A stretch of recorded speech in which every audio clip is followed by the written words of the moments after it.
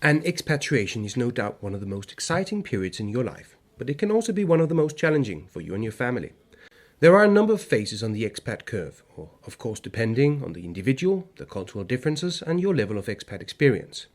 The first phase is what we call the honeymoon phase. This is where everything is still new and exciting, like if you were a tourist in this country, or as the name suggests, just like the beginning of any relationship where the differences between you and your partner are, of course, noticed, but brushed off as interesting or even charming.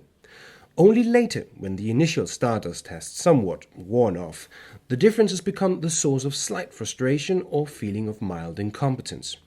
Use the positive energy of the honeymoon phase to establish yourself, create a social network and routines. You're going to need that later. The next phase is the initial culture shock. You can no longer pretend that you are just a tourist because the stakes are higher now. This might get initiated by a conflict or problem. Sickness in your family, a conflict with your manager, or maybe some sudden problems with your resettlement. Back home, it wouldn't have been a big thing, but in a new and unfamiliar context, you are more easily shaken. You're asking yourself for the first time, what am I doing here? Be careful about taking a trip back to your home country now. It might be difficult for you to return. Rather, you should rely on the relations and routines you build up during the honeymoon phase. If you suspend your initial urge to travel home, you will probably end up in a phase of superficial adaptation.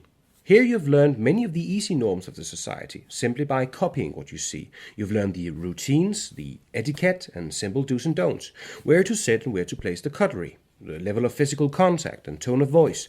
On the surface, it all looks okay, but soon you'll realize that there is a deeper level of values, priorities, and ideas that are still too strange for you.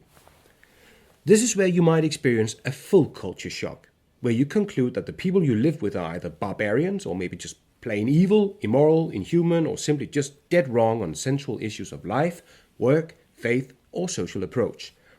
At this point, you wish you could live a life behind closed curtains, watch satellite television from the civilized part of the world, and stay away from real human contact. This is tough, and what you need to do is force yourself out and back into the social contact.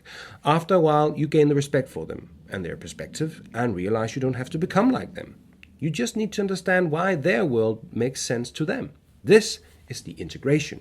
Now you might think it's all happiness and bliss, but for many people there is another stage, and that is actually the hardest part. This is coming home. The re-entry or reverse culture shock. Your home country probably haven't changed much, but you have.